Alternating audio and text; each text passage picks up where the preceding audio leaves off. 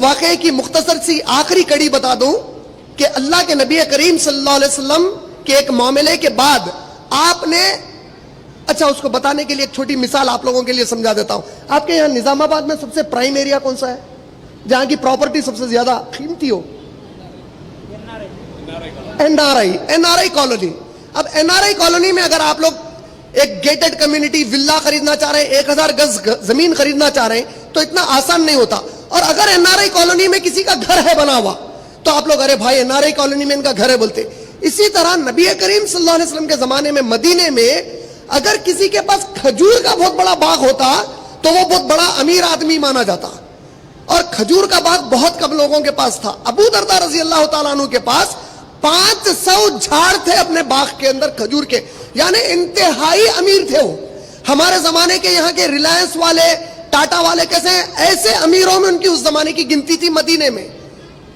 ایک پیارے نبی صلی اللہ علیہ وسلم نے خوشخبری دی اور کہا کہ آج جو اس یتیم بچے کو فلاں منافق کے پاس سے وہ جھاڑ خرید کر دے دیں گے, میں اس کو جنت کی بشارت دیتا ہوں. یہ کس نے کہا؟ پیارے رسول اللہ صلی اللہ علیہ وسلم نے کہا.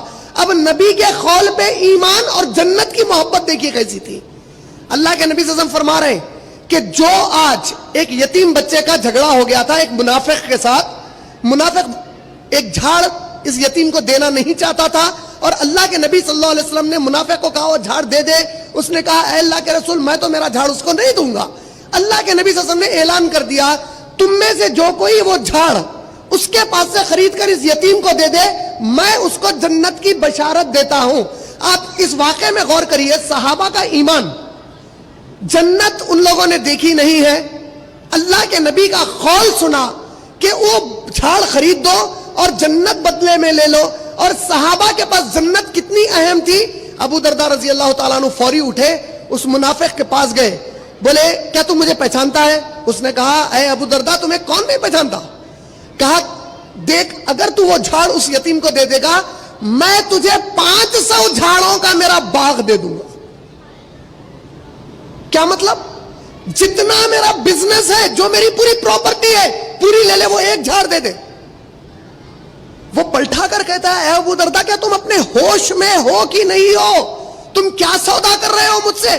اس ایک جھاڑ کے لیے پورا باغ اپنا؟ بولے اللہ کی قسم ہے اگر اس سے بھی بڑا باغ ہوتا وہ بھی دیتا, فی الوقت وہ جھاڑ دے دے. وہ جھاڑ کے لیے راضی ہو گیا, بولا ٹھیک ہے باغ دے دو تمہارا مجھے. ابو درداء رضی اللہ تعالیٰ عنہ بھاگتے ہوئے اپنے گھر کو جا رہے ہیں. میری بہنیں غور سے سنیے, بھاگتے ہوئے اپنے گھر کو جاتے ہیں, باغ کے باہر کھڑے ہو کر اپنی بیوی سے کہتے ہیں یا ام درداء, اے درداء کی ماں, اے درداء کی ماں جلدی باہر آ جا, تیرے شوہر نے ایک سودا کر دیا ہے. ام درداء اندر سے آواز لگاتی ہے یا ابو درداء کیا سودا کر دیا؟ کہا کہ تو پہلے آ جا. وہ فوراً اپنے ساتھ معصوم ابو درداء رضی اللہ تعالیٰ عنہ کے بچے کو لے کر باہر نکل آتی ہیں.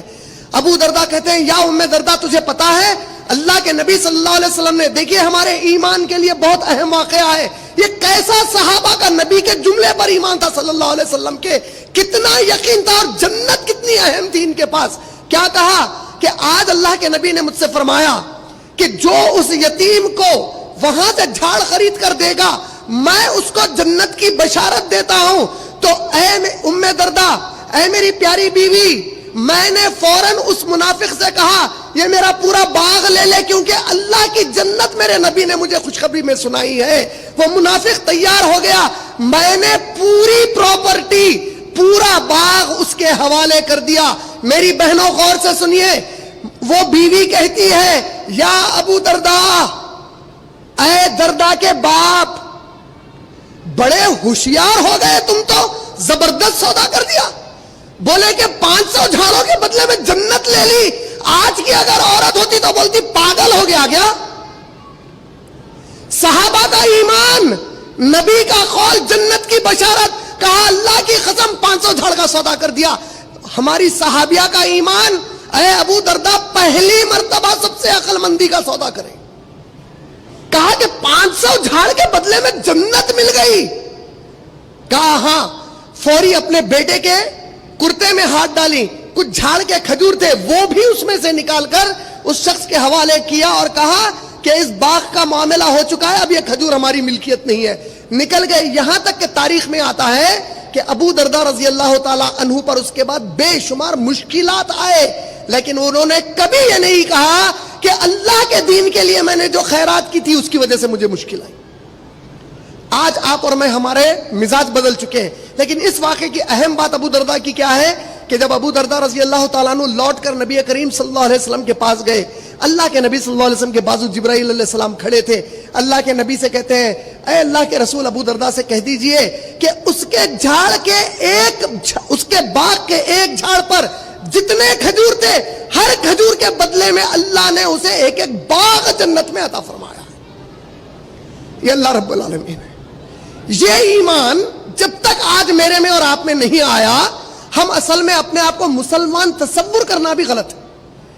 یہی بات اللہ نے سورہ حجرات سورہ نمبر 49 سورہ کی آخری آیت نمبر 14 میں فرمایا, 14 آیت میں فرمایا, جب بدعو صحابہ, بدعو کا مطلب کیا ہوتا؟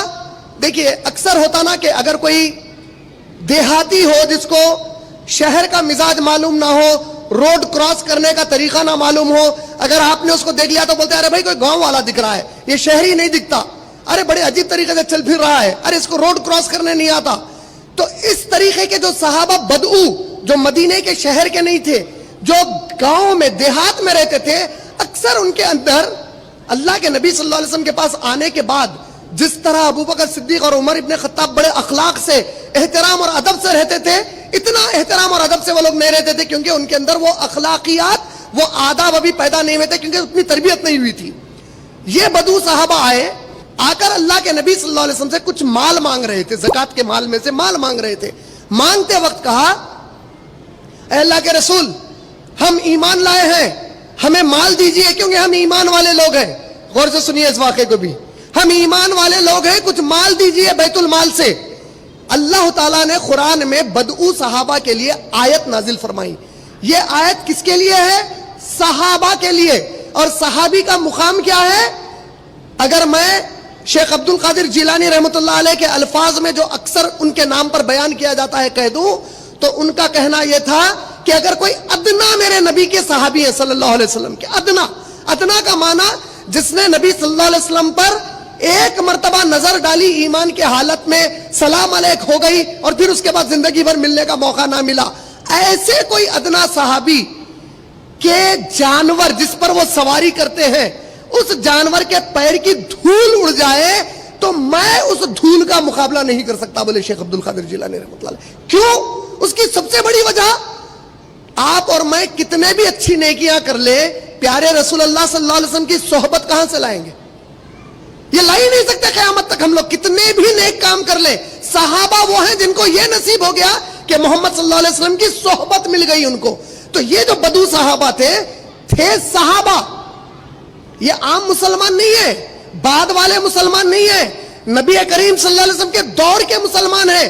جب ان لوگوں نے کہا ہم ایمان لائے, اللہ نے قرآن میں آیت نازل فرما دی, سورہ حجرات کی آخری آیت, اور فرمایا اے میرے نبی, ان لوگوں سے کہہ دیجئے آئندہ نہ کہیں کہ ہم ایمان لائے, بلکہ صرف کہیں کہ ہم نے اسلام قبول کیا. اللہ تعالیٰ نصیحت کر دیے, بولے یہ ایمان کے دعوے کرنے کے لیے یہ لوگ جو آئے ہیں ان کو جتا دیجئے کہ آئندہ ایمان لائے نہ بولے, بلکہ صرف اتنا کہیں ہم نے اسلام قبول کیا. اور یہ اللہ کا احسان ہے کہ اللہ نے انہیں اسلام کی توفیق عطا فرمائی. اللہ کا کیا احسان ہے؟ اسلام کی توفیق عطا فرمائی. اچھا, یہ پوری باتیں کس کے ذمن میں کیا میں؟ ابو درداء رضی اللہ تعالیٰ عنہ کی فضیلت بتانے.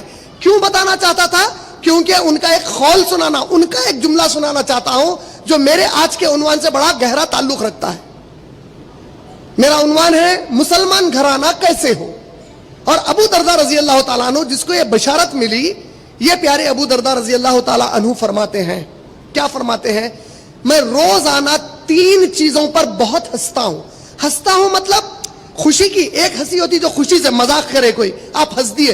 ایک ہنسی کیسی ہوتی؟ تنزیہ, کیا دیوانہ, دیکھو کیا بولنا ہے اس کو, بلکہ آپ ایسا جو ہنستے. تو یہ ہنسی کی بات کر رہے ہیں. 3 چیزوں پر روزانہ ہنستا ہوں اور 3 چیزوں پر روزانہ روتا ہوں. 3 چیزوں پر ہنستا ہوں اور 3 چیزوں پر روتا ہوں. میرے پیارے بھائیوں اور میری پیاری بہنوں، یہ تین چیزیں آپ اپنے لیے، دوسرے کے لیے نہیں، خود کے لیے اچھا غور کر لیجئے۔ پہلی چیز ابو درداء رضی اللہ تعالیٰ عنہ فرماتے ہیں، میں اس شخص پر ہنس پڑتا ہوں۔ کس شخص پر ہنس پڑتا ہوں؟ اس شخص پر ہنس پڑتا ہوں جو اتنی اپنی زندگی میں محبت سے اس کے پیچھے بھاگتا ہے، جبکہ اسے معلوم ہی نہیں ہے کہ اس کی موت اسے کب کھینچ لے گی اور اس کے تمام ارمان جیسے کہ ویسے رہ جائیں گے۔ کہیں کے لیے بھاگ رہا، کیا کر رہے ہیں؟ میں صبح سے شام تک بھائی جاب کر رہا ہوں۔ کیا کر رہے ہیں بھائی آپ؟ میں فلاں بزنس کر رہا ہوں۔ کیا کر رہے ہیں؟ ٹائم ہی نہیں ملتا بھائی، ٹائم ہی نہیں مل رہا بھائی۔ کس چیز کا ٹائم نہیں مل رہا؟ اللہ کے دین کی خدمت کا ٹائم نہیں مل رہا، ٹائم نہیں مل رہا بھائی میرے پاس۔ دیکھیے ایک واقعہ سناتے سناتے ہمارے جناب فیاض رک گئے، جو جنگ تبوک کا واقعہ تھا جس میں 3 صحابی جنگ میں شامل نہیں ہوئے، وقت کی تنگی کی وجہ سے مکمل واقعہ نہیں سنا سکے، اسی کا ایک چھوٹا حصہ۔ یہ جو 3 صحابہ تھے ان کے بارے میں خاص بات کیا ہے؟ دیکھو آپ، یہ صحابہ نمازیں چھوڑتے تھے۔ کوئی صحابی نماز چھوڑ سکتے؟ ہو ہی نہیں سکتا۔ وہ صحابی جو تھے کیا کوئی بد اخلاقی کا کام کرتے تھے؟ نہیں کرتے تھے۔ وہ صحابی جو تھے روزے نہیں رکھے؟ نہیں، ویسا بھی نہیں ہوا۔ زکات نہیں دیے؟ ویسا بھی نہیں ہوا۔ حج نہیں کرتے اگر موقع آتا؟ ویسا بھی نہیں ہوا۔ پھر گناہ کیا ہوا ان سے کہ اللہ نے 3 مہینے تک اللہ کے نبی اور صحابہ کو حکم دیا کہ ان سے بات چیت نہ کرو، یہاں تک کہ ان کی بیوی اپنے مائکے چلے گئی۔ گناہ کیا ہوا؟ یہ آج آپ کے اور میرے لیے غور کرنے کا وقت ہے۔ گناہ یہ تھا کہ نیکیاں تو پورے کرتے تھے، اللہ کے دین کو زمین پہ قائم کرنے کی جو محنت ہے اس سے چوک گئے جب اللہ کے نبی نے حکم دیا کہ یہ کام کرنا ہے آپ میرے لیے۔ میں نیکی تو کر رہا ہوں، نمازیں پڑھ رہے تھے، روزے رکھ رہے تھے، زکات دے رہے تھے، حج کا موقع آتا تو وہ بھی کر لیتے، خیر خیرات کر رہے تھے، کوئی گناہ کبیرہ نہیں کرتے تھے، کوئی ایسی چیز ان کے اندر نہیں دکھی جس سے کہ یہ لگے کہ وہ منافق ہو گئے، نعوذ باللہ۔ نہیں، صرف اللہ کے اس دین کو اس زمین پر نافذ کرنے جو نبی محنت کر رہے تھے اور اس کے لیے جب بلایا گیا اس میں نہیں آئے، 3 مہینے تک اللہ نے ان کو کٹ کر دیا، کہا کہ ان سے کوئی بات نہیں کرے گا۔ تو یہ ابو درداء رضی اللہ تعالیٰ عنہ بھی فرماتے ہیں کہ یہ جب میں دیکھتا ہوں ہمارے مسلمانوں کو اتنا دنیا کے پیچھے بھاگ رہے ہیں اور اتنی تمنائیں ہیں ان کے دلوں میں۔ کیا کیا تمنائیں ہیں بھائی؟ آپ کے دل میں آج خواہش ہے میرے بیٹیوں کی شادی کرانا ہے، نہیں بھائی، آپ کو گتا نہیں دیا اللہ تعالیٰ اس کا، آپ کو تقدیر آپ کی بیٹی کی بناؤ بولے ہی نہیں، اس کی صرف پرورش کرو بولے، اس کا رزق آپ کے ذمہ نہیں دیے، آپ محنت کرو، اس کی اسلامی تربیت کرو۔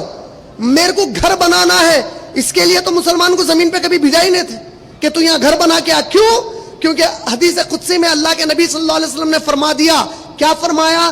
اللہ تعالیٰ فرماتے ہیں، کیا فرماتے ہیں؟ میرے بندوں سے کہہ دیجئے میرے نبی، مسلمان غیر مسلمان، میرے ہر بندے سے کہہ دیجئے جس کسی کو میں نے اس زمین پر پیدا کیا اس کا حق میں نے زمین کے ذریعے ادا کر دیا، اور اس کا حق یہ تھا کہ اسے زمین پر جگہ دیتا، اس کی مرنے کے بعد جس جگہ تدفین ہوئی وہ زمین کا حصہ اس کا ہوا، میں نے اس کو اس کا حق دے دیا۔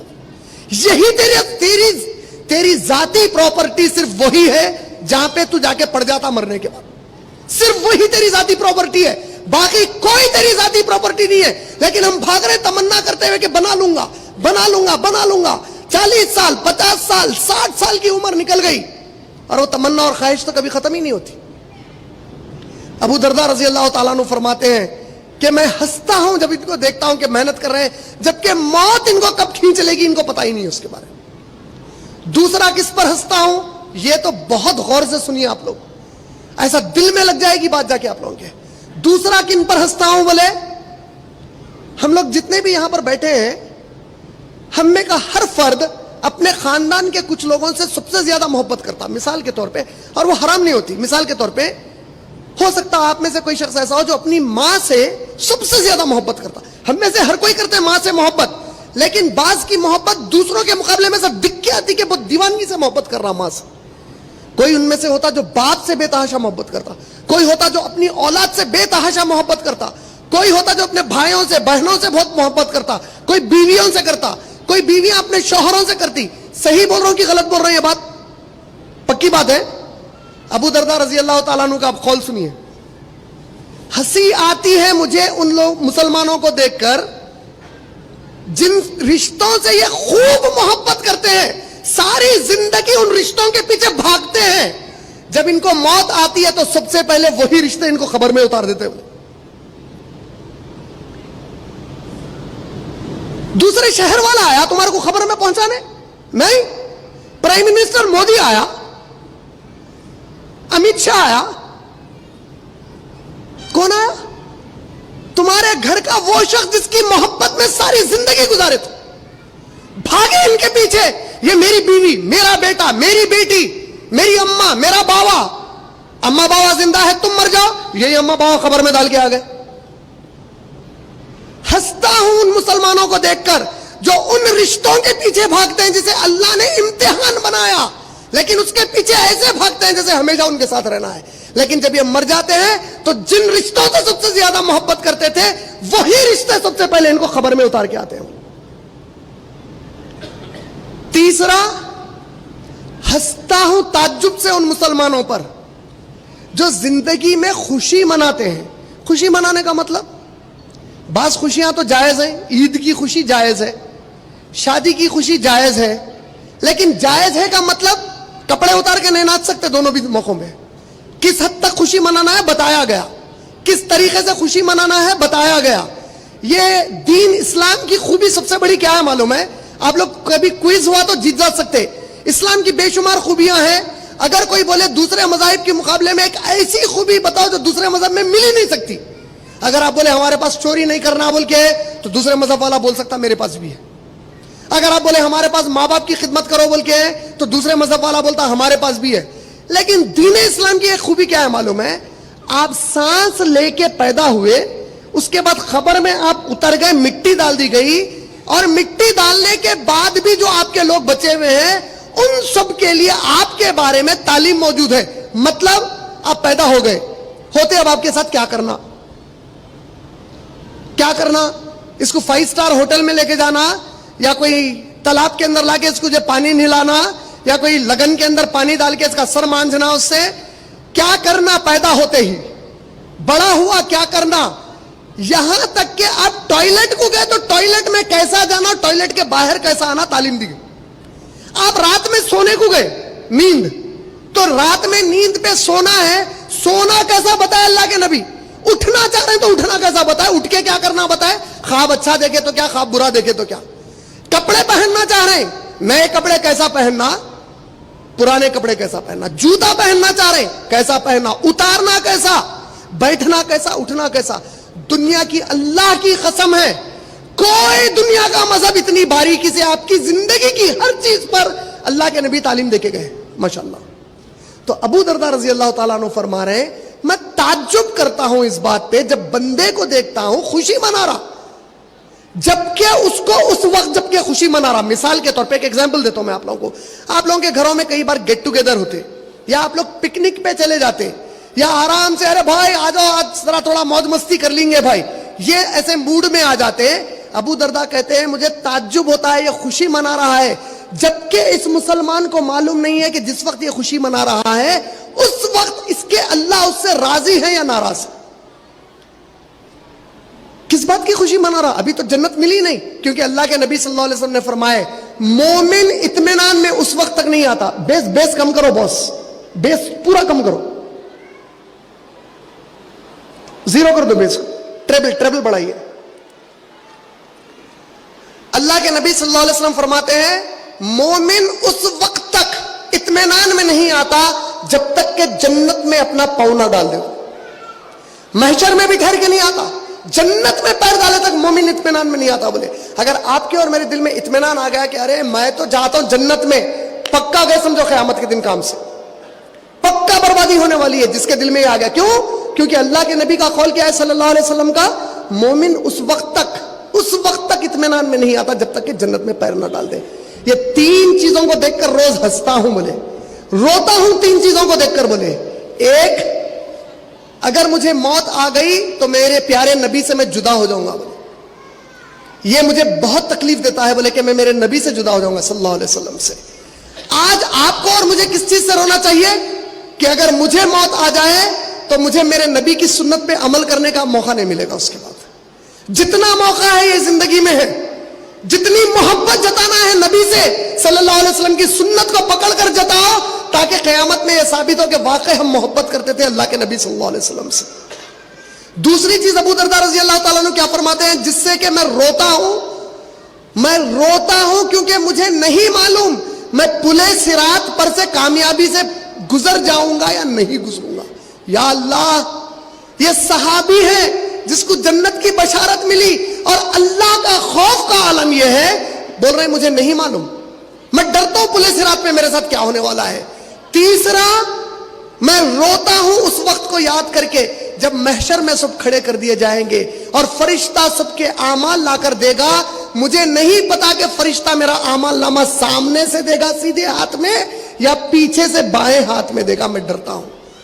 یہ تین باتیں بھی اگر میں جب آپ لوگوں کے سامنے سنایا نا, آپ یقین مانیے ہم میں سے کسی کے دل پہ رائی کے دانے کے برابر اثر نہیں ہوا, اس کا نہیں ہوا, سچ مانو نہیں ہوا.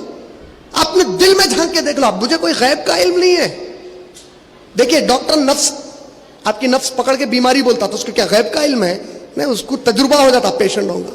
اسی طرح ہم اتنا دنیا میں گھس چکے ہیں, آخرت ہمارے پاس کیسا ہے معلوم ہے کیا کہ ہے کتے بھائی, ہوتا کتے بھائی, کتے پہ ہیں ہم لوگ. صحابہ اس کو سامنے دیکھ رہے تھے, ڈر رہے صحابہ, ہم کو نہیں معلوم کہ اعمال نامہ کہاں سے ملنے والا ہے. اور ایک بار بھی آپ کی اور میری اتنی زندگی گزر گئی, دل سے ایک بار چھان کے بولی اپنے دل میں, ہم ایک بار سچے دل سے ڈرے اللہ سے کہ